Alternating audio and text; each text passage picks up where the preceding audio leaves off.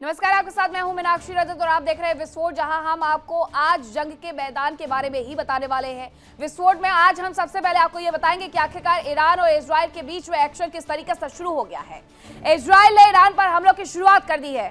बताया ये जा रहा है कि ईरान की राजधानी तेहरान समेत कई जगह पर धमाके सुने गए हैं और हर जगह सिर्फ और सिर्फ धुएं का गुबार उठता हुआ दिखाई दे रहा है। इजराइल के रक्षा मंत्री ने इसे प्री एम्प्टिव स्ट्राइक करार दे दिया है। दूसरी तरफ इजराइल में भी कई जगह अलर्ट सायरन बजने की खबर है।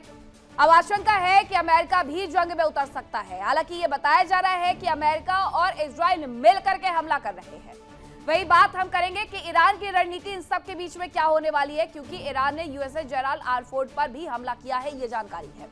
USS Gerald R Ford Israel के करीब तैनात है और ये पहले से ही माना जा रहा था कि ईरान के निशाने पर जेराल्ड आर फोर्ड होगा। तो इन खबरों पर हम बने रहेंगे, लेकिन सबसे पहले आपको बताते हैं इस वक्त की बड़ी खबर। बड़ी खबर यह है, ईरान से जहां इजराइल ने एक बड़ा अटैक कर दिया है। राजधानी तेहरान में कई जगह हमलों की खबर है कि सुप्रीम लीडर खामनेई का आवास भी इस दौरान तबाह कर दिया गया है। बताया यह भी जा रहा है कि तेहरान के अलावा इस्फहान, कोम, करांच और केरमनशाह में भी धमाके सुनाई दिए हैं। तो इस वक्त की बड़ी खबर आपको बता रहे हैं, कम से कम 30 हमले हुए हैं, ये बताया जा रहा है। ये तस्वीरें जरा देख लीजिए, ये ईरान की सड़कें हैं और यहाँ पर सिर्फ और सिर्फ आपको धुएं का गुबार नजर आएगा। आप जो इस लाल घेरे में देख रहे हैं कि किस तरीके से यहाँ धुएं का गुबार दिखना शुरू हो गया है। ये दूसरी तस्वीर जरा देख लीजिए, यहाँ पर भी ये रिहायशी जगह है और इस रिहायशी स्थान पर भी इसी तरीके से हमला किया गया है। ये तेहरान की तस्वीरें आ रही है, राजधानी तेहरान की। इस दौरान बताया ये भी जा रहा है कि एयर स्पेस बंद कर दिया गया है और सिर्फ तेहरान का ये एयर स्पेस बंद नहीं हुआ है, इजराइल का ये एयर स्पेस बंद नहीं हुआ है, बल्कि इजराइल ने भी अपने यहाँ पर सब कुछ बंद कर दिया है। इजराइल में भी जगह जगह पर धमाकों की आवाज सुनाई दे रही है, सायरन की आवाज सुनाई दे रही है। लोगों को सुरक्षित स्थान पर भेजा जाना शुरू कर दिया गया है। इसी बीच एक और बड़ी खबर आ रही है, वो आपको बता देते हैं। खबर ये आ रही है दरअसल कि इजराइल ने ईरान पर एक बड़ा हमला कर दिया है और ये पहले से सोचा समझा हमला है। इसके बारे में तैयारी पहले से हो रही थी।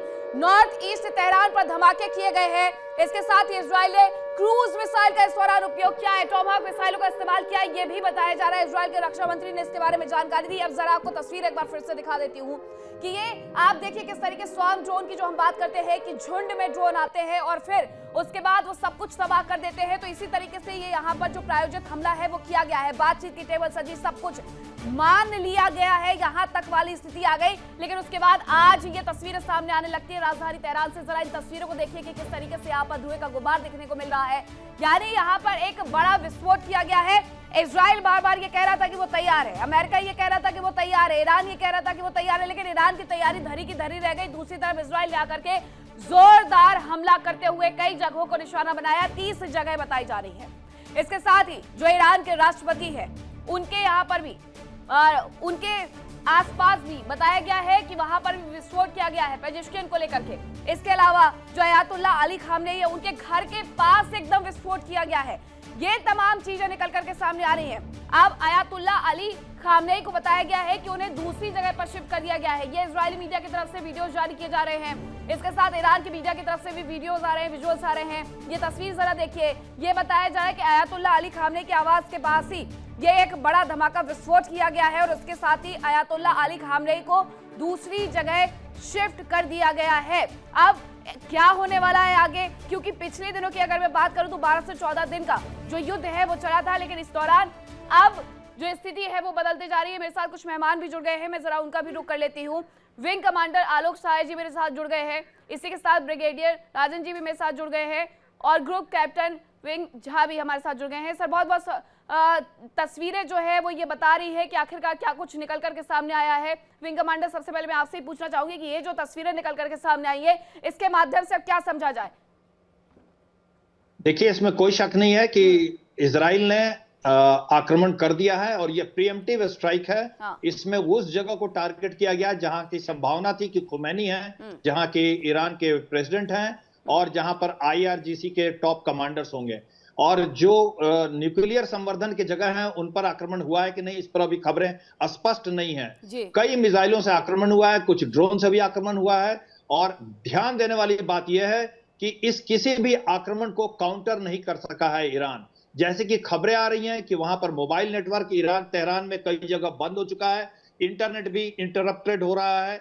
तो ये जो इलेक्ट्रोमैग्नेटिक वॉरफेयर है, इसमें जो कुशलता हासिल है, जो तकनीकी क्षमता हासिल है अमेरिका और इजराइल को, उसके आगे ईरान टिक नहीं पाएगा। सारे उनके अटैक्स अपने टारगेट्स पे गिरे हैं और इजराइल जो है वो कभी भी नहीं चाहता था कि संधि समझौता जो है वो आगे बढ़े, क्योंकि उसको ऐसी भनक लग रही थी कि ईरान ये मानने जा रहा है शायद वो न्यूक्लियर संवर्धन पर बात पर तय हो जाए तो अमेरिका कहीं संधि न कर ले और अपना वापस न कर ले मोबिलाइजेशन, क्योंकि इसकी संभावना लग रही थी नेतन्याहू को। नेतन्याहू का यह कहना है कि यूरेनियम के संवर्धन के अलावा जो उनका बैलिस्टिक मिसाइल्स है उसको भी स्टॉक में एक नेसेसरी एलिमेंट के रूप में रखा जाए, क्योंकि बैलिस्टिक मिसाइल से की क्षमता ईरान की इस कदर होती जा रही है कि पूरे इजराइल के अस्तित्व को इसका खतरा है।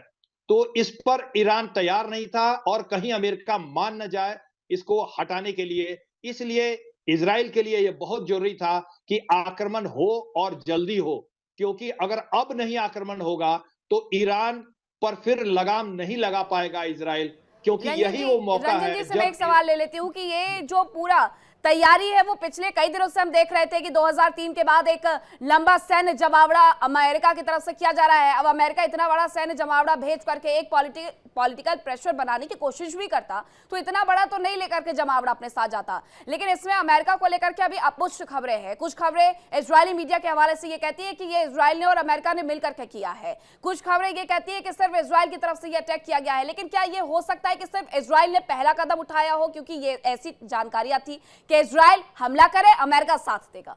रंजन जी देखिए, एब्सोल्युटली कंफ्यूजन है कि भी खाली उसने किया, बट अभी तो थोड़ी देर पहले स्टेटमेंट आ गई है इवन यूएस स्टेट डिपार्टमेंट की। आई वाज रीडिंग समवेयर कि दे हैव सेड कि यस हम ये जॉइंट हमला है। द फैक्ट इज कि हमला बेसिकली मिसाइल्स और ड्रोन से हुआ है।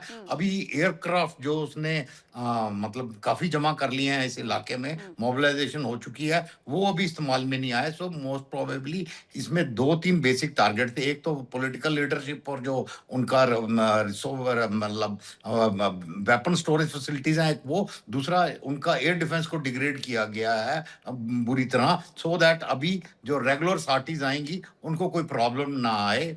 बट ये लड़ाई हम और आप जब इस दौरान ये चर्चा कर रहे हैं, बातचीत कर रहे हैं, तो इसी दौरान एक और खबर आ जाती है और सीधी सी बात है कि अगर ये हमला हुआ है तो बदला भी लिया जाएगा और आईआरजीसी ने भी वही शुरू कर दिया है। ईरान पर ये जो बहुत बड़ी स्ट्राइक की गई है सबके बीच में बताया जा रहा है कि आईआरजीसी जानकारी दे रहा है कि तेहरान में मेहराबाद एयरपोर्ट के करीब हमला किया गया है। यह भी बताया गया कि पूर्वी और उत्तरी तेहरान में जबरदस्त हमला इस दौरान हुआ है। तो ये बड़ी जानकारियां निकल करके सामने आ रही है कि तेहरान में भी मेहराबाद एयरपोर्ट के करीब पूर्वी उत्तरी तेहरान में जबरदस्त हमला हुआ है। यह इजरायली डिफेंस पोस्ट के हवाले से क्या कुछ दिखाया गया है वो जरा देख लीजिए। उनकी तरफ से लिखा हुआ है कि कुछ ही मिनट में in the last few minutes sirens were sounded all throughout Israel. हर जगह सिर्फ और सिर्फ इजराइल में सायरन बज रहे हैं। ये उनकी तरफ से बताया गया है कि एडवांस इंस्ट्रक्शन अलर्ट हमने पहले ही भेज दिया गया था सबके सेलुलर डिवाइस पर, मोबाइल फोन पर, कि आप सभी को कहीं ना कहीं सुरक्षित जगह पर चला जाना है, प्रोटेक्टेड स्पेस पर जाना, stay with in protected space. This is an proactive alert. ये पहले से अलर्ट जारी कर दिया गया था, यानी जो उनकी तैयारी थी वो पहले से थी, यानी इजराइल पहले से ये मान करके बैठा हुआ था। हमने कल ही विस्फोट में आपको दिखाया था कि इजराइल आखिरकार क्या कुछ कह रहा है। इजराइल कह रहा था कि उसकी तैयारियां पूरी हो गई है। अब सर एक बार फिर से ये बताइएगा, विंग कमांडर, आपसे मेरा ये सवाल है कि तैयारियां तो पहले से कर ली गई थी, बातचीत की टेबल सिर्फ और सिर्फ दुनिया के लिए एक दिखावा था। मेरे से पूछ रही हैं जी? हाँ जी, देखिए बातचीत तो चल रही थी। अमेरिका ने भी थोड़ा टाइम बाय किया है कि जब तक उसका गेरार्ड फोर्ड वहां पर फोर्ड जो है वहां पहुंच जाए तट पे, लेबनान के पास में सी पे। एक संभावना यह भी है कि अमेरिका जो है वो टाइम बाय कर रहा था। जिस तरह की मोबिलाइजेशन थी ये बिल्कुल लग रहा था कि अब अमेरिका इससे पीछे नहीं हट सकता है। 50% of the total air power was deployed there around Iran. सिर्फ यही नहीं, यूरोप में भी मोबिलाइजेशन कर दिया गया है कि अगर हवाई स्पेस नहीं देंगे ये कुछ मुस्लिम देश तो सारे अटैक्स वहां से लॉन्च किए जाएंगे। और अभी भी मैं आपको अभी खबर देना चाहता हूं कि 6:54 GMT पे एक यूएस ऑफिशियल ने अल जजीरा चैनल को यह बताया है कि यह अमेरिका और ईरान का संयुक्त आक्रमण है। बिल्कुल। तो और ये तो बिल्कुल सही बात ये कही बात आपने। जी।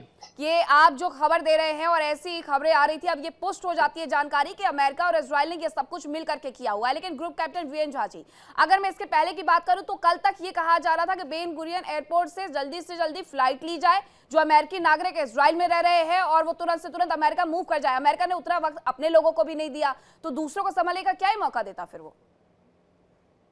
देखिए, वहाँ की स्थिति जो है काफ़ी अभी अस्पष्ट है।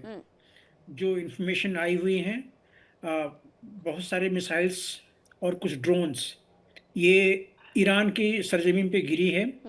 और जैसे अभी हमारे पैनलिस्ट बता रहे थे कि इसराइल में भी एयर रेड सायरन की काफ़ी सारी चीज़ें शुरू हुई हैं। इसका मतलब ये है, एयर रेड सायरन तभी दिया जाता है जब कोई मिसाइल एयरबॉर्न हो और आपकी तरफ की कोई एरियल थ्रेट आपकी तरफ आ रहा हो, तभी ये एयरबॉर्न जो सायरन हैं वो एक्टिवेट होते हैं। तो ऑब्वियसली कुछ ना कुछ ईरान की तरफ से इसराइल की तरफ में जा रहा है, ये रिटालिएटरी चीज़ें होगी। लेकिन आपको एक चीज़ याद रखनी पड़ेगी, आज से लगभग 8-10 दिन पहले हम लोगों ने डिस्कशन किया था, हम लोगों ने एक डिबेट एक न्यूज़ आइटम पे की थी कि उड़ती खबर है कि ईरान प्रीएम्प्टिव स्ट्राइक करना चाहता है। देखिए, किसी भी देश, कोई देश जो आपसे बड़ा हो, जिसके पास में आपसे ज़्यादा क्षमता हो, अगर उसके ऊपर में आप डैमेज इन्फ्लिक्ट करना चाहते हैं तो आप प्रीएम्प्टिव स्ट्राइक कीजिए।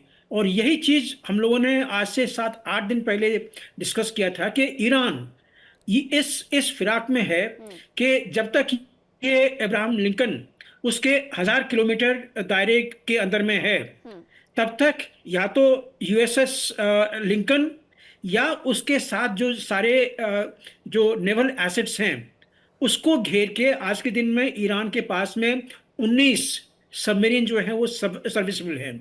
तो अगर ये 19 सबमरीन किसी भी चीज को घेरना चाहे तो घेर सकती है। तो ये प्रीएम्प्टिव अटैक जो थी, ये ईरान उड़ती खबर है, मैं कंफर्मेशन नहीं करना चाहता हूं कि सो इंफॉर्मेशन मिली है। ये था प्लान के ईरान प्रीएम्प्टिव स्ट्राइक कर सकता है जिससे कि यूएस फोर्सेस को सबसे ज्यादा नुकसान हो और इसराइल भी कहीं ना कहीं उस दायरे में आ जाए। तो ये जो अभी दिन दहाड़े जो अटैक हुआ है, तो इसमें मुझे लगता है कि इससे पहले कि ईरान ये प्रीएम्प्टिव अटैक लॉन्च करता है, यूएस के पास में पूरा इंटेलिजेंस होगा, उसने और इसराइल ने, इन दोनों ने मिलकर ये प्रीएम्प्टिव स्ट्राइक किया हुआ है। और यहाँ पे वो सारे ठिकाने अभी पहले आएंगे जहाँ से कि जो एयर डिफेंस सिस्टम ईरान का एक्टिव होता है। अभी पहले कहते हैं कि अगर किसी को मारना हो तो सबसे पहले उसकी आंखें फोड़ दो कि वो देख नहीं सके। यही हो ही रहा है। मेरे साथ दो और मेहमान जुड़ गए हैं, दामोदर जी मेरे साथ जुड़े हुए हैं, डॉक्टर मार्सेला भी मेरे साथ जुड़े हुए हैं। आप दोनों का मैं रुक करूं इसके पहले एक बड़ी खबर आ रही है, वो दर्शकों को बता देते हैं कि किस तरीके से अब इमरजेंसी घोषित की जाने लगी है। कहां पर ये इमरजेंसी घोषित हो रही है, चलिए वो आपको बता देते हैं कि ईरान पर हमले के बाद इजराइल में रेड अलर्ट जारी कर दिया गया है। जैसा अभी हमने आपको दिखाया भी कि आईजीएफ की तरफ से क्या कुछ उसकी तरफ से पोस्ट किया गया सोशल मीडिया के हवाले से, और उस पोस्ट में उसने कहा कि हमने पहले ही लोगों को अलर्ट भेज दिए थे। इजराइल ने लोगों को सुरक्षित जगह पर जाने की सलाह दी है। हमले के बाद पूरे इजराइल में स्कूल बंद कर दिए गए हैं और इजराइल की भी तस्वीरें ऐसे ही निकल करके सामने आ रही है कि सायरन बजने वापस शुरू हो गए हैं। ये अलर्ट सायरन है दरअसल, ताकि वहां से लोग सुरक्षित स्थानों पर पहुंच सके। और इजराइल में रेड अलर्ट भी जारी किया गया है। ईरान के हमलों से बचने के लिए ये रेड अलर्ट जारी किया गया है। एकदम बड़ी खबर है ये कि किस तरीके से ये जो पूरा हमला हुआ है, ये जरा तस्वीरें आप देखते जाइए कि किस तरीके से ये जब हमला होता है तो उस हमले के साथ साथ यहाँ पर जहां एक तरफ ईरान अपने लोगों को सुरक्षित स्थानों पर भेजे, तैयारी करे, उसके पहले इजराइल ने एक तैयारी कर दी। उसने अपने जो गैस उसके यहाँ पर जो रहने वाले लोग हैं, इसके अलावा उसके जो कूटनीतिक लोग हैं, उन सभी लोगों को पहले कह दिया था कि जाकर के सुरक्षित स्थान पर रहना शुरू कर दीजिए। और बंकर तो सबसे ज्यादा इजराइल में पहले से ही बना दिए गए थे। तो अब जरा आप ये समझ लीजिए कि आखिरकार हुआ क्या है। एक बार फिर से मेरे साथ जो मेहमान जुड़े हुए हैं, डॉक्टर मार्सेला, मैं उनका रुख कर लेती हूँ। डॉक्टर मार्सेला, मिडिल ईस्ट के आप जानकार हैं, तो जरा ये भी बताइएगा कि अगर ये सब कुछ ईरान में हुआ है तो इजराइल से क्या तस्वीरें थोड़ी देर बाद आने शुरू हो जाएंगी, क्योंकि पलटवार तो जरूर से होगा। Good afternoon to all the viewers of yours and the participants. I can say that I'm sorry, I'll carry on with English and Hindi both together. You see, naturally, for sure, this conflict is not avoidable and it will happen. Now, who's on a stronger side? Naturally, by land and ammunition, and the number of the attack points and the missiles that Iran is going to focus and aim at Israel is higher. But Israel has many on his side. Now, Iran is isolated in view of having its own people against it. And the other issues that they are having in Iran, maybe there are going to be many victims in view of the fact that the Islamic Republic and IRGC are hiding in residential areas. The schools are not being closed. The colleges are not being closed. In colleges, there are students who have been locked in. And so many of these government, even parliament has been locked down. So the people are under that. And In Iran they are or under in that, Israel? the tunnels like the Dr. Marcela, Hamas in type. Iran or in Israel?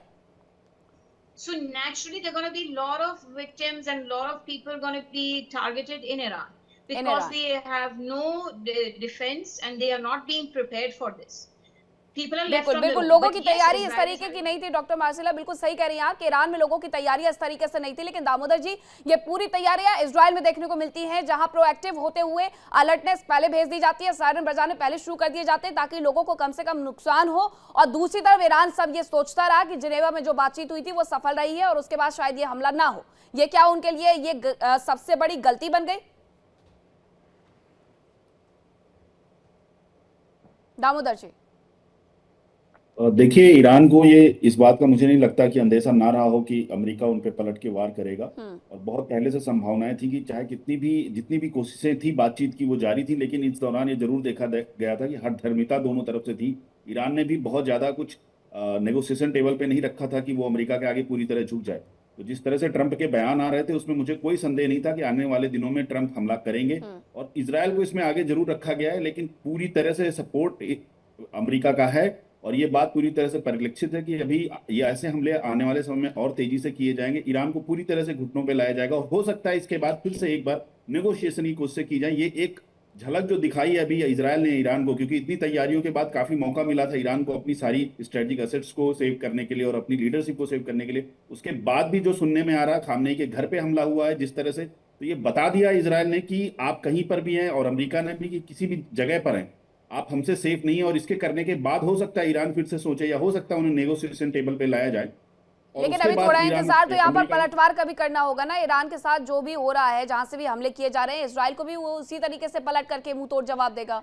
लेकिन इसी बीच एक और खबर आ रही है, वो बता देते हैं कि क्या कुछ अब बयानबाजी जो है वो शुरू हो गई है। तो खबर क्या है, चलिए आपको बताते हैं। खबर ये है दरअसल कि ईरान हमले पर अमेरिका का पहला बयान सामने आ गया है। अभी तक जो ये बताया जा रहा था कि ये उपस्थित है या नहीं है, आप समझ जाइए, अभी हमारे हमले रुके नहीं है। यूएस ने सीधे तौर पर अब इनकार नहीं किया है, बल्कि इकरार कर दिया है कि वो इस जंग का हिस्सा है।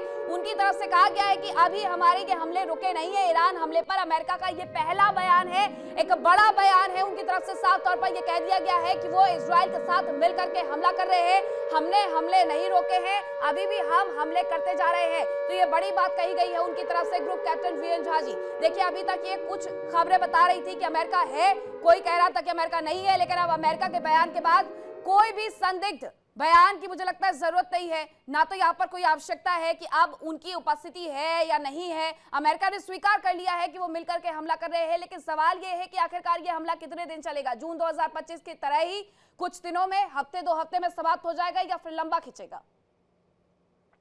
मीनाक्षी जी, अगर हम लोग ईरान को समझते हैं ठीक से, तो आप ये मान के चलिए कि ये काफ़ी दिन का जो लड़ाई है चलेगी।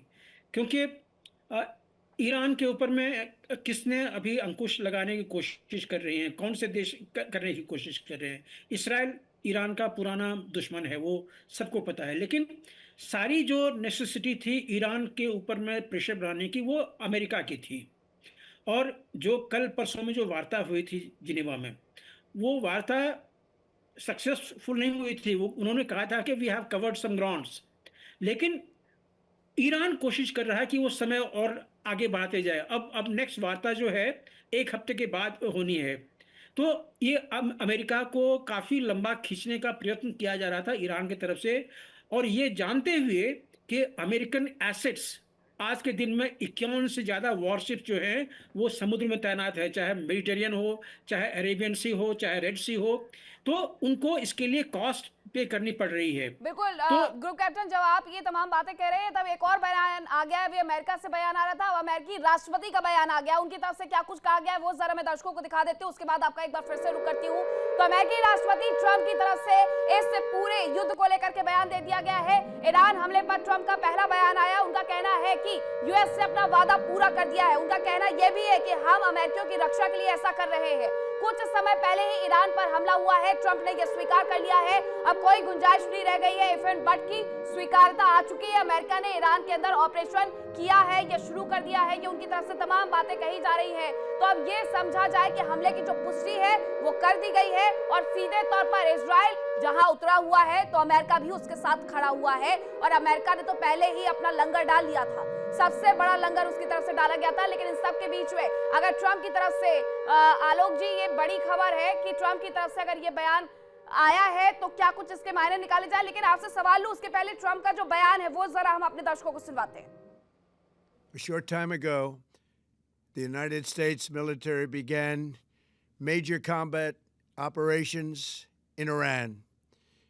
Our objective is to defend the American people by eliminating imminent threats from the Iranian regime, a vicious group of very hard, terrible people. Its menacing activities directly endanger the United States, our troops, our bases overseas, and our allies throughout the world. For 47 years, the Iranian regime has chanted death to America and waged an unending campaign of bloodshed and mass murder, targeting the United States, our troops, and the innocent people in many, many countries.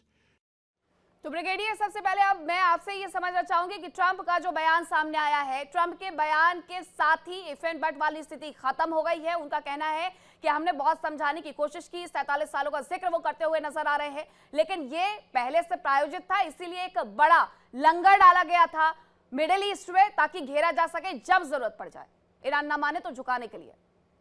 देखिए, बिल्कुल आपने सही बोला कि Trump ने 47 years का जिक्र किया, तो obviously he is hinting at regime change.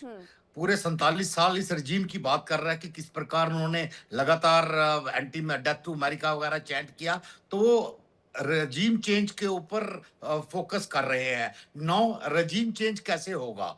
अभी ठीक है, ड्रोन्स आए, मिसाइल्स आई हैं, एंड आई एम श्योर थोड़ी देर में आपको F-22, F-35 आने शुरू हो जाएंगे, फिर F-16 भी आएंगे पीछे, जब उनका एयर डिफेंस पूरा डिग्रेड हो जाएगा। बट स्टिल रेजिम चेंज के लिए आपको इससे ऊपर चाहिए, आइदर आपको बूट्स ऑन ग्राउंड चाहिए या एक इंटरनल रेबिलियन, जो डॉक्टर सोहेला वाज ट्राइंग टू से, I would go for it कि जो इंटरनल इंप्लोजन है, that is that now is the अभी वक्त है कि उसको और एक्सेलरेट किया जाए। यानी कि जो लोग सड़कों पे आ रहे थे, पहले आ रहे थे, जिसको ईरान ने दबा लिया था, वो एक बार फिर बढ़ के, और स्पेशली नाउ क्योंकि गवर्नमेंट फोर्सेस और उनका इंफ्रास्ट्रक्चर तबाह हो गया है, हो सकता है वो इस प्रकार रिप्रेशन ना कर पाए उनके खिलाफ, एंड अगर दे गेट आर्म्ड, ये डायरेक्टली इन्वॉल्व हो सकते हैं। And I think Mossad would already be working on this, वो ऑलरेडी इस पे हरकत कर रहे होंगे, इस प्लान पे कि इसकी अपना एयर बैटल के लड़ाई के आड़ में रिजीम चेंज करा दिया जाए। बिकॉज अगर फिजिकली अपने फोर्सेस भेजने हैं यूएस को, चाहे बलूचिस्तान की तरफ से या इराक के, वो बड़ा लंबा मैसी अफेयर हो जाता है, फिर वो जंग बड़ी लंबी खींचेगी एंड वो street to street fighting, I am sure America उसके अंदर नहीं घुसना चाहेगा, एंड इसीलिए वो एक सस्टेन्ड एयर कैंपेन और इसके साथ साथ इंटरनल रेबिलियन। दामोदर जी, इस दौरान एक खबर यह है कि पूरी सेना के बराबर तबाही मचाने वाला यूएसएस अब्राहम लिंकन, उससे यह पूरा हमला किया गया है। यूएसएस अब्राहम लिंकन तो बहुत दिनों से अरब सागर में डेरा डाल करके बैठा हुआ था, अब इसका इस्तेमाल कर ही लिया गया, यानी कि अमेरिका की तरफ से। दामोदर जी, ईरान को कॉर्नर करने की पूरी तैयारी की गई थी, कॉर्डन ऑफ किया गया था पूरी तरह से, और बातचीत के साथ साथ ट्रंप ने अपनी जो सैन्य रणनीति थी उसको रोका नहीं था, कभी भी नहीं रोका, और उन्होंने सैन्य तैयारियों को जारी रखा था। ईरान को भी इस बात का अंदेशा था, ऐसी खबरें थी कि ईरान अपनी जो स्ट्रेटेजिक एसेट्स है उनको बराबर उनको सेफ जोन पे लेके जाने की कोशिश कर रहे हैं, उनको उनकी सेफ्टी या उनको जो सेफ्टी से रखना है, या जिस तरह से उनके ऊपर कई सारे ऐसे फुटेज आ रहे थे कि माउंटेन्स के ऊपर उनके जो एक्सेस उनको ब्लॉक किया जा रहा है, जो भी हो, लेकिन अमेरिका की बराबर इन पे नजर थी। और ये कहना कि अभी एक हफ्ते बाद जो वार्ता है, हो सकता है ये स्ट्राइक इसलिए की गई कि ईरान को उस पर झुकाया जा सके, ईरान को अपनी शर्तें मनवाई जा सके। अब्राहम लिंकन से हुआ या इजराइल से हुआ या जो भी मिडिल ईस्ट में अमेरिका के जो भी असेट्स हैं या जहां पर भी उनके बेस हैं वहां से उन्होंने अटैक किया, ये तो अभी कहना थोड़ी जल्दबाजी होगी। लेकिन थोड़ी देर बाद अगर ये एस्केलेट होता है तो निश्चित तौर से सब परिस्थितियां क्लियर होंगी। अमेरिका एक लंबे लड़ाई की तैयारी में है, और इराक हमले से जो अमेरिका ने सबक लिए बूट ऑन ग्राउंड पे, जो अभी सर बात कर रहे थे अफगानिस्तान से, मुझे लगता है अमेरिका इस बार वो गलती दोहराने वाला नहीं है। नो कॉन्टैक्ट वारफेयर में जाएगा, मिसाइल्स और फाइटर्स का यूज होगा। मुझे नहीं लगता कि इन्फेंट्री या कुछ ऐसा भी ऑन ग्राउंड बैटल चलने वाला है कुछ समय पे। थोड़े दिनों में हो सकता है ईरान और घुसों पे एक और बड़ी खबर आ रही है इस बीच। खबर क्या आ रही है, चलिए वो आपको बता देते हैं। जानकारी ये मिल रही है कि अब हमलों की फ्रीक्वेंसी को बढ़ाया जा रहा है। अब कहां पर अमेरिका इजराइल के हमले से जुड़ी हुई ये जानकारी है। जब ईरान पर उसने हमला किया है तो उसके बाद ईरानी इंटेलिजेंस की इमारत पर भी उसने बमबारी कर दी है। देखिए, राष्ट्रपति पेजेश्किन के आवास से लेकर के और यहां तक कि कहा वाजा बताई जा रही है ये जगह, वहां पर ये हमला किया गया है। ये बड़ी बात है कि किस तरीके से अब जो इंटेलिजेंस है उसको भी निशाना साधा जाना शुरू कर दिया गया है। यानी डॉक्टर मार्सेला, अब सीधे सीधे ये निशाना साधा जा रहा है कि अगर कोशिश भी की जाती है यहाँ पर ईरान की तरफ से, तो उसको इस तरीके से तोड़ दिया जाए कि वो उठने की कोशिश ही ना कर जाए। इंटेलिजेंस पर ही हमला कर दिया। देखिए, अभी ईरान में Mossad and its Israeli agents are very well on ground. They are controlling.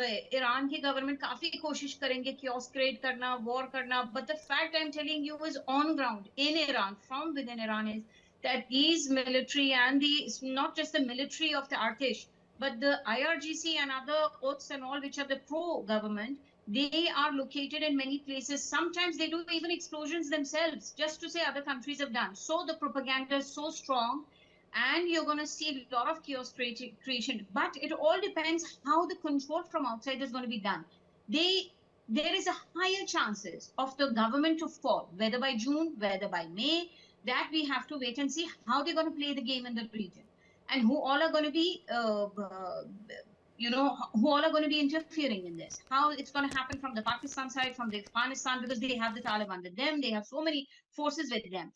But the fact is that sure, Iran is having a war with two great people. Now, Israel is united. People and the country and the government are together. America, the same thing. Surrounding, of course, all the countries are very much united. Iran is a sort of a divided, it's a government against the US and Israel and its own people. Now we have to see how, of course, strong can it be, and how long this can go for them, and how can they survive. और doctor Marcela, जो स्थिति बनी हुई है वो ये बताती है कि अमेरिका से ज्यादा इंटरेस्टेड तो ईरान था, इजराइल था, कि कहीं ना कहीं पहले से जाकर के हम ये हमला कर दे, विंग कमांडर आलोक जी, ताकि जो तैयारी की जा रही है ईरान की तरफ से मिसाइल बनाने की, उसकी शक्ति को भी वहां पर कम किया जा सके। और अमेरिका के पास तो पहले से मुद्दा है परमाणु हथियारों को लेकर के, और ट्रंप की तरफ से फिर से वही बयान आया है कि परमाणु हथियार हम कभी नहीं बनाने देंगे ईरान को। जी मीनाक्षी जी, देखिए, जैसा कि मैंने पहले कहा कि अमेरिका ज्यादा चिंतित है परमाणु हथियार के लिए, और इजराइल ज्यादा चिंतित है कि परमाणु हथियार के साथ साथ वहां बैलिस्टिक मिसाइल्स भी वहां खत्म होने चाहिए, क्योंकि वो इजराइल के अस्तित्व को खतरा है, इसमें कोई शक नहीं है। और ये जो आक्रमण हुआ है मीनाक्षी जी, मैं बताना चाहूंगा कि देखिए, ये फर्स्ट वेव ऑफ अटैक, बड़ी खबर आ रही है इजरायली मीडिया के हवाले से, ये बड़ी जानकारी दी जा रही है कि ईरान का जो सेना प्रमुख है उसे मार गिराया गया है। ये बहुत बड़ी खबर है। इजरायली मीडिया ने ये बड़ा दावा करते हुए कहा है कि ईरान को एक बड़ा नुकसान किया है और हमले में ईरान के सेना प्रमुख को मार गिराया गया है। अब कैसे, अब कौन होगा? क्योंकि अगर पिछले बार 2025 की बात करूं तो एक के बाद सेना प्रमुखों को वहां पर बदला गया था, क्योंकि वही स्थिति बनी हुई थी। अमीर हातमी इनका नाम बताया जा रहा है, जो कि सेना प्रमुख है, उन्हें मार गिराया गया है। ये बड़ी जानकारी आ रही है। अब फिर से मैं एक बार यही सवाल आपसे पूछना चाहूंगी विंग कमांडर आलोक जी की। अब देखिए, सेना प्रमुख को मार गिराया गया है, अगर ये सच है तो 2025 वाली स्थिति में इन्हें पहुंचा दिया गया है। अब एक नया सेना प्रमुख, फिर एक नया सेना प्रमुख, और उस पर भी कहीं ना कहीं निशाना साधा जाएगा इजराइल की तरफ से, अमेरिका की तरफ से, जैसा उसने 2025 में किया था। देखिए मीनाक्षी जी, अगर ईरान अभी भी नहीं मानता है तो आप बहुत जल्दी देखिएगा कि एक सेकेंड वेव ऑफ अटैक होगा, और वो इनके एयर डिफेंस सेंटर्स पे होगा। जो फर्स्ट वेव ऑफ अटैक होता है तो उस अटैक को रोकने के लिए जितने एयर डिफेंस सेंटर्स हैं वो अपने रडार ऑन करते हैं टारगेट को पिकअप करने के लिए, और जैसे ही वो ऑन करते हैं उनकी लोकेशन का पता दुश्मन को पता चल जाता है। तो उसके बाद अब उस लोकेशन पर एयर डिफेंस सेंटर्स पर और बड़े बड़े मिलिट्री जो उनके टारगेट्स है वहां पर सेकेंड वेव ऑफ अटैक होगा। आप ये मान के चलिए बहुत कुछ ही घंटों के अंदर वो होने वाला है। तो ये जो ईरान जो है उसने अपने आप ये मौत अपनी चुनी है। बार बार उसको जो ये गलतफहमी है कि इतने मिसाइल बना करके वो अमेरिका से और इजराइल से निपट लेगा, इलेक्ट्रोमैग्नेटिक वॉरफेयर में वो कभी भी मुकाबला उनका नहीं कर सकता है। ऐसे भी अभी तो मुझे ये देखना है कि उनके जो बैलिस्टिक मिसाइल हैं जो 2000 किलोमीटर का जिनका रेंज है, अब देखिए लिंकन तो अब्राहम लिंकन तो सिर्फ 1000 किलोमीटर पे है उनसे, तो वो क्या कर पाते हैं? क्या वो सक्सेसफुली अपने टारगेट्स पे मिसाइल को लॉन्च करके और इन टारगेट्स को डिस्ट्रॉय कर पाएंगे, या अमेरिका और इजराइल के पास जो इलेक्ट्रोमैग्नेटिक वॉरफेयर की जो तकनीकी है उसके कारण वो सारे बेकार हो जाएंगे? देखिए, एक ग्राउलर एक एयरक्राफ्ट होता है, E-18G उसका नाम है, उसमें एक इलेक्ट्रॉनिक जैमिंग पॉड है जो विश्व का सर्वोत्तम माना जाता है, उसका नाम है ALQ-99।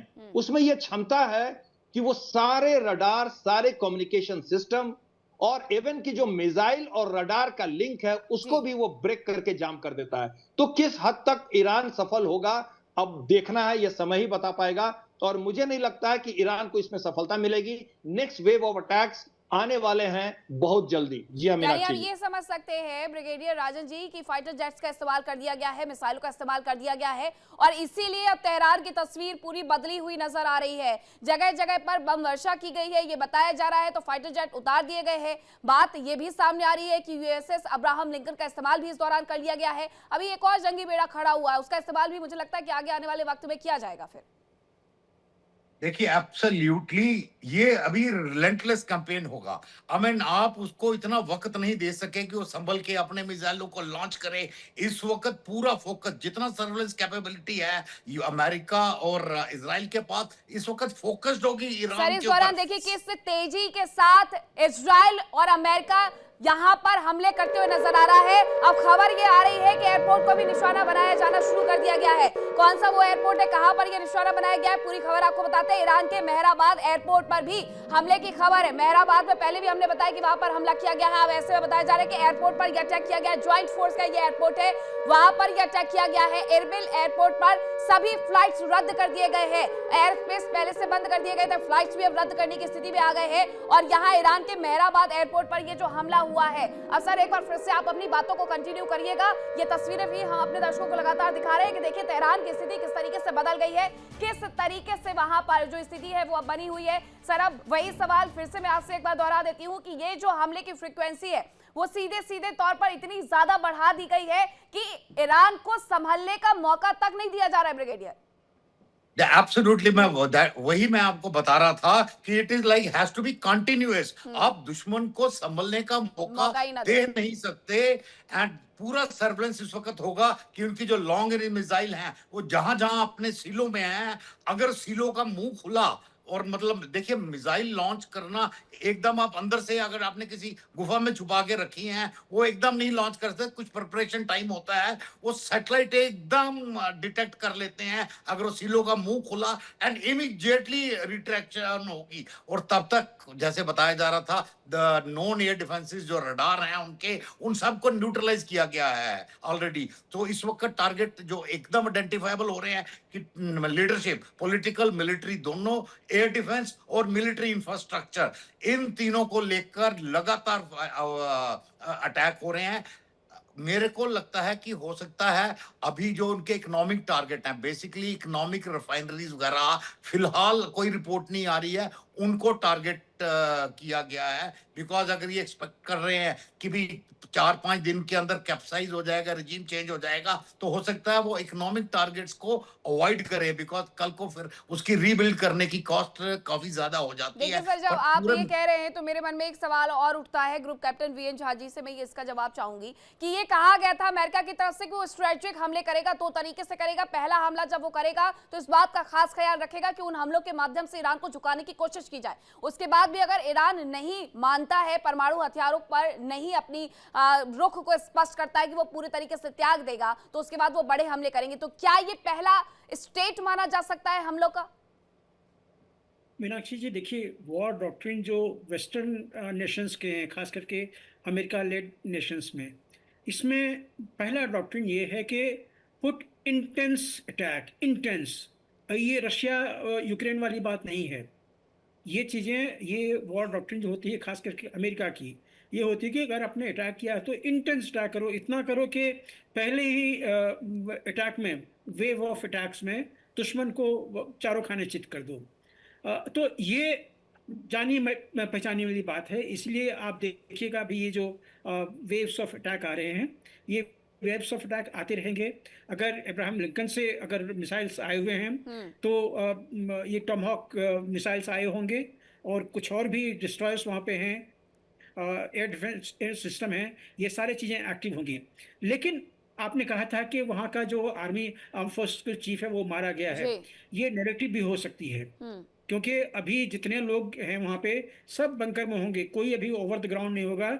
याद रखिए, ईरान का जो मिसाइल फोर्स है वो अंडरग्राउंड है, और अगर साइलो खुलता है तो इसका मतलब ये नहीं होता है कि आप सैटेलाइट से इमीडिएटली डिटेक्ट तो करके यानी ये हो सकता है कि ये जो प्रॉक्सी वॉर के तहत कुछ खबरें फैलाने की कोशिश की जाती है, क्योंकि ये इजरायली मीडिया ही दावा कर रहा है, तो ये कहीं ना कहीं प्रेशर बनाने की कोशिश की जा रही है। लेकिन इन सब के बीच में एक और जानकारी आ रही है, इसी युद्ध से जुड़ी हुई। अब क्या जानकारी आ रही है? युद्ध क्योंकि ये शुरू हो गया है, भले ही जमीन पर उतरे हो ना उतरे हो, लेकिन हवा से शुरू कर दिया गया है। ईरान पर हमले को लेकर के जानकारी आ रही है, एक बड़ी खबर आ रही है, और इसमें यह बताया जा रहा है कि इराक से ईरान पर मिसाइल दागी गई है। ये बड़ी जानकारी है। इराक में भी अमेरिका ने अपने एयरबेस पर सबसे ज्यादा यहाँ अपने हथियारों को भेजना शुरू कर दिया था, सैन्य बेड़ा भेजना शुरू किया था। टॉमहॉक मिसाइलों से ये हमला किया गया है। इराक से टॉमहॉक मिसाइलें फायर की गई है। इसी बात का हम जिक्र भी कर रहे थे कि टॉमहॉक मिसाइलों से उनका इस्तेमाल करके कहीं ना कहीं निशाना बनाया गया होगा।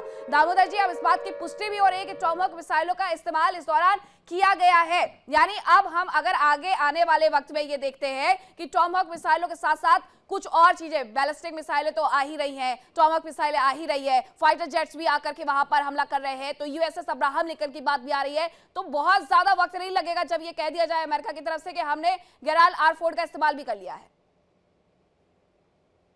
देखिए मीनाक्षी, मैंने इससे पहले भी कहा था कि किसी एक शिप का या ऐसी स्ट्रेटेजिक ऑपरेशंस में यूज का नाम लेना लाजमी नहीं होगा। बहुत सारे बेस, बहुत सारे शिप इस्तेमाल किए गए होंगे। इससे पहले अमेरिका ने पूरा वक्त दिया इंटेलिजेंट गैदरिंग में, इसराइल ने वहां पर मोसाद और उनकी इंटेलिजेंस एजेंसियों ने काम किया, और निश्चित तौर से जो ये हमला है वो ईरान की जो लीडरशिप है उसको खत्म करने के लिए, वो चाहे खामनेई हो या मिलिट्री जनरल हो, अमेरिका और इजराइल का पूरा प्रयास होगा कि जो फर्स्ट लाइन ऑफ उनके जो लीडरशिप हैं, जो लीड कर रहे हैं ग्राउंड पे, उनको पहले खत्म किया जाए। उसके बाद ईरान की जनता के ऊपर छोड़ा जाए। मुझे लगता है रिजीम चेंज की जो कोशिश है ट्रंप की, उसके तहत ये जो हमले किए जा रहे हैं। अभी आने वाले समय में, जैसा कि अभी हमारे डिफेंस एक्सपर्ट्स बता रहे थे कि एयर डिफेंस सिस्टम, बहुत सारे ऐसे हमले लाजमी हैं और होते रहेंगे। लॉटरन आमनेशन का भी यूज हो सकता है, ड्रोन का यूज किया गया होगा, और जितने भी चाहे जहां पर भी अमेरिका के बेसिस, वो सभी अलर्ट पे होंगे मिडिल ईस्ट के इस समय।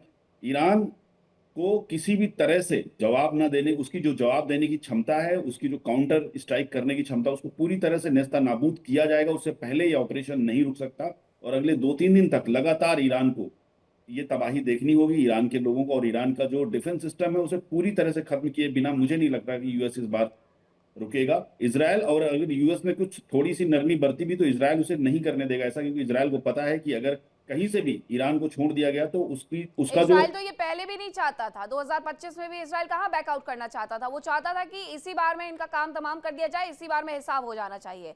डॉक्टर मार्सेला, अब क्या आईआरजीसी की तरफ से कोई बड़ा कदम उठाया जाएगा, कोई बड़ी तैयारी ईरान की तरफ से समझ आती है अभी कि इजराइल पर किस तरीके से वो हमला करेगा? Naturally, they will take some action, but at present, I'm sure the leader, the parliamentarian, none of them are in their offices, none of them are in their residences. They must be underground in certain tunnels or outside the city. As you mentioned, the Mehrabad airport has been hit. It's just right on the west of the city, within just 10-15 minutes from the the Ekbatan areas of the residential. लेकिन अगर सब safest place पर, doctor Marcela, अगर सभी कोई safest place पर चले गए होंगे तो फिर जो स्थिति बिगड़ी हुई है तेहरान में वो संभालेगा कौन?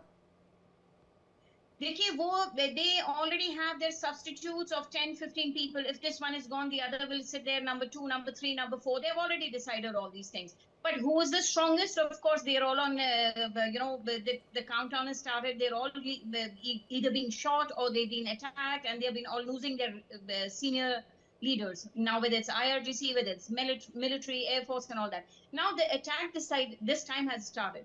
It has to be really effective, because with 30-40,000 people being massacred on the road, I'm sure Israel and America are helping the people now to become stronger.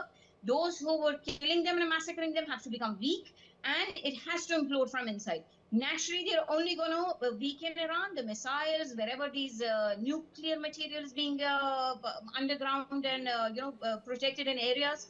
लेकिन I यही hope बात Mossad है, knows that. यही Hope बात है। America देखिए knows. आप जो बात कह रही हैं कि लोग किस तरीके से सुरक्षित स्थान पर, हालांकि इजराइल में तो भेज दिए गए हैं, लेकिन ईरान को लेकर के कोई खबर सामने नहीं आती कि वहां पर लोगों को सुरक्षित स्थान पर भेजा गया है। विंग कमांडर आलोक जी, अभी हमने एक लंबे वक्त से देखा था कि किस तरीके से वहां पर क्रांति चल रही थी, लोग बार बार इस्लामिक क्रांति की याद भी कर रहे थे, सड़कों पर लोगों का हुजूम उमड़ा हुआ था ईरान में। तो ईरान के जो मंत्री हैं उनके आवास पर हमले की खबर आती है, लेकिन उसके पहले ही वो अपना घर छोड़ करके एक सुरक्षित स्थान पर चले गए। लेकिन वहां के लोगों का क्या? अमेरिका कल तक कह रहा था कि ईरान के लोगों को खरोच नहीं आनी चाहिए, आज उन्हीं लोगों पर ही तो हमला हो रहा है सीधे तौर पर। वो तो सुरक्षित स्थान पर जा ही नहीं पाए, उन्हें संभलने का मौका भी नहीं मिला। मीनाक्षी जी, बिल्कुल सही आपने कहा। अभी देखिए 3 मिनट पहले एक कॉरेस्पॉन्डेंट है फरनाज, उन्होंने तेहरान में लोगों से बात किया है। तेहरान के नागरिकों में यह आक्रोश है कि इस आक्रमण के पहले किसी भी तरह का ना सायरन बजा, न कोई वार्निंग दी गई, न जनता को बताया गया। आक्रमण जब शुरू हो गए तब भी कोई पब्लिक अनाउंसमेंट नहीं की गई कि जनता कहां जाए, कैसे अपना बचाव करे, उनको क्या करना है। ये स्थिति तब है जब चाइना क्या सैटेलाइट ईरान को वहां से तैनात है मदद देने के लिए। स्ट्राइक जो भी ईरान के पास आएगी उसके पहले से जानकारी, चाइना का जो युद्धपोत है वहां सर्वेलेंस वाला वो युद्धपोत है, उसमें अत्याधुनिक रडार लगे हैं। वो इसलिए चाइना ने वहां पोजीशन किया था कि वो अर्ली वार्निंग दे सके ईरान को और ईरान अपना बचाव कर सके आक्रमण के समय, जो कि नहीं हुआ है। तो इससे आप समझिए कि जो इलेक्ट्रॉनिक वॉरफेयर है उसमें कितना सक्षम है अमेरिका और इजराइल। बिल्कुल। और अब एक और खबर आ रही है। अब जो मैंने सवाल पूछा था कि आखिरकार ये पूरा फाइट कितने दिनों तक चल सकता है, ये वॉर कितने दिनों तक चलती है, तो उसको लेकर के अरब मीडिया के हवाले से, इजराइल मीडिया के हवाले से ये खबर आ रही है। ये बताया जा रहा है इस पूरे युद्ध की स्थिति को, युद्ध को लेकर के ये कहा जा रहा है कि ये 4 दिन तक चल सकता है। ये अरब मीडिया का दावा है कि 4 दिन तक ये जारी रह सकते हैं हमले। ये बड़ा दावा उनकी तरफ से किया गया है। अब अभी अगर मैं देखूं तो 6 ऐसे शहर हैं जिन्हें निशाना बनाया गया है ईरान के अंदर। तो 4 दिन में तो पता नहीं कितनी तबाही ये लेकर के आएंगे। इजराइल के हमलों पर ये अरब मीडिया दावा कर रहा है और ये बताया जा रहा है कि आखिरकार उसने कितना नुकसान कर दिया है। नुकसान करने के साथ साथ ये भी बताया जा रहा है कि ये जो पूरा युद्ध है वो 4 दिन तक चलने वाला है। ये 2 खबरें जो आप देख रहे हैं कि वाजा की बिल्डिंग पर हमला किया गया है, 4 दिन तक ये युद्ध चलने वाला है। यानी ब्रिगेडियर राजन, ये बड़ी तैयारी कर ली गई है कि कहीं ना कहीं झुका करके छोड़ेंगे। लेकिन ये अभी स्टेट 1 ही नजर आता है कि हम कुछ वक्त तक हमला करेंगे, परमाणु हथियारों पर झुकाने की कोशिश करेंगे। अगर वो मान जाता है ठीक, नहीं मानता है तो हम दूसरे स्टेट पर जाकर के लंबे वक्त तक हमला करेंगे। देखिए एब्सोल्युटली 4 दिन काफी होते हैं, और जिस मतलब अगर इस इंटेंसिटी को मेंटेन किया जाए 4 दिन में पूरा ईरान में मतलब मिलिट्री इंफ्रास्ट्रक्चर तो पूरा तबाह किया जा सकता है। एंड मतलब आई थिंक या तो उनका जो लीडरशिप है, पॉलिटिकल लीडरशिप है, वो निकल जाएगा। मतलब either they will go to Moscow, Russia में चले जाएंगे कहीं या कहीं बाहर, जिसकी वो ऑलरेडी तैयारी कर चुके हैं। अभी देखना यह है कि इंटेंसिटी कितनी होती है, इंटेंसिटी कितनी होती है, और क्या जो स्ट्रीट पे जो लोग हैं वो दोबारा इसका फायदा उठा के वो खड़े होते हैं नहीं होते हैं, इस पे डिपेंड करेगा कि हाउ द ईरानियन रजीम वो कैसे रिएक्ट करेगा। कि स्ट्रीट का अगर प्रोटेस्ट हो गया, इसी के साथ दोबारा मोसाद ऑर्गेनाइज कर सका, फिर देन आई एम श्योर कि भी रजीम चेंज हो जाएगा। ठीक है। आलोक सर कुछ कह रहे थे, उसके बाद फिर मैं ये कहना चाह रहा था कि न्यूयॉर्क टाइम्स के एक संवाददाता है, उन्होंने अभी खबर दी है कि इजरायली मिलिट्री ने ये घोषणा की है कि उनको ये पता चल गया है कि ईरान से बैलिस्टिक मिसाइल लॉन्च हुए हैं अभी। जी बिल्कुल, ये बैलिस्टिक मिसाइलें इस्तेमाल में लाई जा रही है, टॉमहॉक मिसाइलों का इस्तेमाल किया जा रहा है। Group captain VN Jha ji, अब ये कहा गया था हिजबुल्लाह की तरफ से कि अगर आयतुल्लाह अली खामनेई को निशाना बनाने की कोशिश की जाती है, जो कि कर दी गई है। भले ही आयतुल्लाह अली खामनेई को कहीं दूसरी जगह शिफ्ट कर दिया गया है तो वो भी इसमें उतरेगा। तो ईरान अकेला होते हुए भी अकेला नहीं है। क्या हिजबुल्लाह और हूती की एंट्री इन 4 दिन के भीतर भीतर मानी जा सकती है?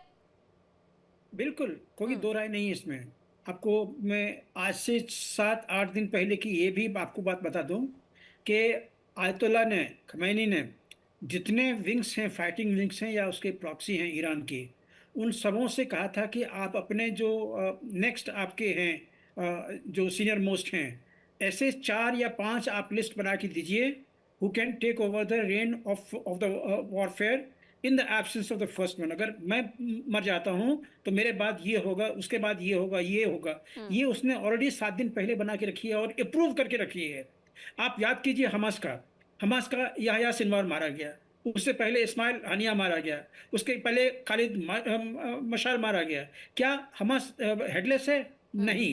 हिजबुल्लाह, हसन नसरुल्लाह मारा गया, मुसावी मारा गया, क्या हेडलेस है? नहीं। अल कायदा, अल जवाहिरी मारा गया, ओसामा बिन लादेन मारा गया, अल मुगावी मारा गया, क्या हेडलेस है? देखिए, ये जो आइडियोलॉजिकल बेस्ड जो टेरर ग्रुप्स हैं, ये टेरर ग्रुप ही कहिए इसको, और तो कोई नहीं चीज़ है, ये कभी खत्म नहीं होंगे। और ये यही मान के चलते हैं कि अगर हम यहाँ मारे गए तो वहाँ तो 72 उनके सेवा करने वाले हैं, तो ये मरने से नहीं डरते हैं। ये चीज मान के चलिए। अभी तक इस बात का इंतजार किया जा रहा था सर कि क्या ईरान पलटवार करेगा, तो खबर आ गई है कि ईरान ने पलटवार करना शुरू कर दिया है और बताया जा रहा है कि ये सीधे सीधे इजराइल पर हमला किया गया है। ईरान इजराइल युद्ध से जुड़ी हुई अब तक की ये सबसे बड़ी बिग ब्रेकिंग हम आपको बता रहे हैं कि ईरान का इजराइल पर जवाबी हमला देखने को मिल गया है। अब ईरान ने भी तैयारी शुरू करते हुए हमला कर दिया है। ईरान ने फायर की है 30 मिसाइलें, एक साथ 30 मिसाइलें उसने फायर कर दी है। अब इसके बाद यानी आयरन डोम किस तरीके से सक्षम नजर आता है वो भी देखना होगा, लेकिन ईरान ये जानता था कि उसे हमला करना है। उत्तरी इजराइल में ईरान का ये बड़ा हमला देखने को मिला है और इजराइल भी ये जानता था कि उसके ऊपर ये हमला होने वाला है, इसलिए उसने पहले से अपने यहाँ पर लोगों को मैसेजेस भेजने शुरू कर दिए थे। उनसे कह दिया गया था कि वो जाकर के बंकर में छिप जाए। दामोदर जी, ये बड़ी जानकारी निकल करके सामने आ रही है, जिस बात की मैं बता भी रही थी, पूछ भी रही थी, ये सवाल भी बार बार पूछ रही थी कि आखिरकार अब इसके बाद क्या होगा। लेकिन 30 मिसाइलें एक साथ दाग दी गई है। इजराइल मिसाइलों से डरता भी इसलिए है क्योंकि आयरन डोम को एक लंबा नुकसान पहुंचाया गया था, पूरी तरीके से उन्हें क्षतिग्रस्त किया गया था। इससे इजराइल को नुकसान हुआ था, लेकिन इजराइल ने अपने लोगों को सुरक्षित स्थान पर भेजा है, तो खाली जगह पर हमला किया गया, ये माना जा सकता है क्या? मीनाक्षी, देखिए, जब ईरान के ऊपर जब इजराइल ने हमले की प्लानिंग की होगी, जब शुरू किया होगा, उससे पहले उन्होंने अपने डिफेंस के लिए सारी तैयारी कर ली होगी, इसमें मुझे कोई संदेह नहीं है। और मैं जब लेबनान में था तो मैंने बहुत करीब से इजराइल की तैयारियों को और इस तरह की गतिविधियों को देखा है। मैं एक चीज और बता दूं कि ये हमले सिर्फ ईरान से नहीं होंगे, हो सकता है साउथ लेबनान में हिजबुल्लाह भी अपने हमले करना शुरू करे इजराइल के ऊपर, और हुती को भी इसमें इन्वॉल्व किया जाएगा। कोई संदेह नहीं है मुझे, यहाँ पे ईरानियन रिजीम इन सब चीजों को यूज करेगी, क्योंकि ऐसे समय पे जो ये हमले किए जा रहे हैं यूएस की तरफ से और इजराइल की तरफ से, अभी तक ईरान के पास उनका कोई भी काट नहीं है, ना ईरान उनसे अपने आप को बचा पाया है। जैसा कि ईरान की जनता कह रही कि ना वहाँ कोई सायरन बजा, ना उन्हें कोई चेतावनी दी गई, तो ये दिखाता है कि ईरान कहीं से भी अमेरिका का या इजराइल का मुकाबला करने में सक्षम नहीं है। बेशक उन्होंने प्रोपोगंडा वारफेयर किया चाइना की तरफ से कि चाइनीज सैटेलाइट हर जगह नजर रख रहे हैं। अभी भी उड़ान भरते हुए देखे जा रहे हैं दामोदर जी। पहले भी हमने ये खबर दिखाई थी इसी शो में विस्फोट में कि MiG-29 पहले भी, अभी कुछ दिन हाल फिलहाल एक हफ्ते पहले MiG-29 रूस के हैं जो कि वहां पर उड़ान भरते हुए देखे गए। तो MiG-29 एक बार फिर से ईरान में आसमान में उड़ान भरते हुए देखे जा रहे हैं। तो ये क्या हम ये समझ सकते हैं कि रूस और चीन सिर्फ और सिर्फ कह रहा था, लेकिन MiG-29 के माध्यम से तो उसने दर्शा दिया है कि रूस खड़ा हुआ है उसके साथ। देखिए, साथ खड़े होना और साथ जाके लड़ाई लड़ना दोनों बिल्कुल अलग बातें हैं, बिल्कुल अलग बातें हैं। जैसे कि ऑपरेशन सिंदूर के समय आपने देखा होगा कि पाकिस्तान के साथ बहुत सारे देश खड़े थे, लेकिन लड़ाई लड़ने कोई नहीं आया, पाकिस्तान को अकेले मार खानी पड़ी। तो सेम यहाँ पर ईरान के साथ खड़े होना और ईरान के साथ लड़ाई लड़ना दोनों अलग बातें। कोई भी उनके साथ इस युद्ध में इन्वॉल्व नहीं होगा। मैं ऐसे में आपको बताऊं, चाइना बहुत स्मार्ट है इन चीजों में। उसने ईरान का साथ सैटेलाइट इमेजरी जारी करके कर दिया, पर क्या ईरान उन बेसेस पे अटैक करने में सक्षम हुआ? उसे पता था तो प्रीएम्प्टिव स्ट्राइक कर लेता। बिल्कुल, आप उतर करके सामने आकर के युद्ध लड़ना बहुत बड़ी बात होती है, बिल्कुल सही बात है। लेकिन इस दौरान एक और खबर आ रही है कि इजराइल ने जो इस ऑपरेशन की शुरुआत की थी, उस ऑपरेशन का नाम बदल दिया गया है उनकी तरफ से। क्या कुछ नाम दिया गया है इजराइल ने अपने ऑपरेशन का। जो नया नाम रखा है वो मैं आपको बता देती हूँ, रॉर ऑफ द लायन। ये उनकी तरफ से नया नाम दिया गया है, रॉर ऑफ द लायन। ये नाम सेलेक्ट कर लिया गया है। ये ऑपरेशन का नाम भी बेहद महत्वपूर्ण हो जाता है कि आखिरकार किस ऑपरेशन को अंजाम दिया गया था मिडिल ईस्ट में। तो सीधे सीधे डॉक्टर मार्सेला, नाम परिवर्तित करने से क्या रणनीति भी परिवर्तित हो जाएगी? ऑफ कोर्स मैम, क्योंकि ईरान की जो मोनार्की एंड रॉयल फ्लैग अगर आप देखेंगे उसमें तो है ही लायन, तो लायन ही तो रोर कर रहे हैं। The people are roaring and the people are gonna take this country back. They have been hijacked for 47 years by the extreme Islamists, and they will take it back, and it's going to be the lion roaring, not now but for many years to come. And I hope India and Iran will be very strong in days coming. बहुत बड़ी खबर आ रही है लेकिन इस सब के बीच में कि 400 मिसाइलें एक बार में फायर कर दी गई है। एक बार में 400 मिसाइलें दाग दी गई है। जहां भी ये संख्या हम 30 बता रहे थे, तो आप देखिए ये संख्या बढ़ करके सीधे सीधे 400 हो गई है। यानी युद्ध इस कदर छिड़ चुका है कि अब कोई रुकने वाला नहीं है। ईरान का इजराइल पर ये सबसे बड़ा अटैक देखने को मिला है। एक साथ ईरान ने 400 मिसाइलें फायर कर दी है। एक बड़ा नुकसान करने की कोशिश ईरान की तरफ से की जा रही है कि अगर हमारे घर में घुस करके हम पर इस तरीके से हमला किया गया है तो हम भी इसका मुंह तोड़ जवाब देंगे। 400 मिसाइलों से सीधे सीधे विंग कमांडर आलोक सहाय जी ये हमला किया गया है। इस मिसाइल से मैं नहीं, बार बार इसीलिए दोहरा रही हूं, मैं ये नहीं कहूंगी कि इस दौरान ये मजबूत स्थिति होगी इजराइल के लिए, क्योंकि इजराइल हमेशा ये चाहता है कि बैलिस्टिक मिसाइल प्रोग्राम को त्याग दिया जाए ईरान की तरफ से। लेकिन 400 मिसाइलें सीधे सीधे दाग देना यानी बड़ा नुकसान इजराइल के भीतर भी।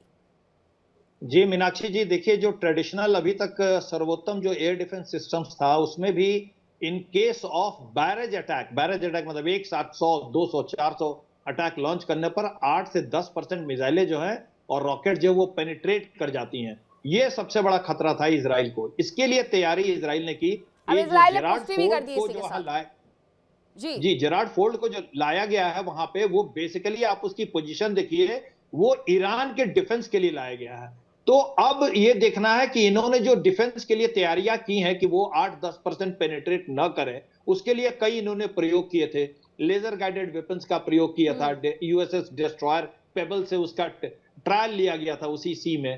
तो ये सब अब देखना है कि इजराइल जो है और अमेरिका दोनों मिलकर तैयारियां और ज्यादा तेज कर दी गई थी, क्योंकि उसे ट्रेलर माना जा रहा था। पिक्चर अब शुरू हो गई है। पहला पार्ट ही से भले समझ ले जनता कि 4 दिन तक अगर ये चल रहा है तो पहला पार्ट है, लेकिन दूसरा पार्ट भी अमेरिका और इजराइल भरपूर दिखाएगा दुनिया को। आप समय साथ बने रहिएगा। बहुत छोटे से ब्रेक के लिए मैं रुक रही हूँ यहाँ पर। खबरों का सिलसिला लगातार जारी है। हम आपको दिखाएंगे कि आखिरकार इस युद्ध में दोनों ही तीनों ही देश किस स्थिति में देखते हुए नजर आते हैं। देखिए इंडिया डेली 24/7 अब आपकी स्मार्ट टीवी पर। इंडिया डेली मौजूद है सभी डिजिटल प्लेटफॉर्म पर लाइव और लगातार। इंडिया डेली 24/7 हर दिन राष्ट्र को समर्पित।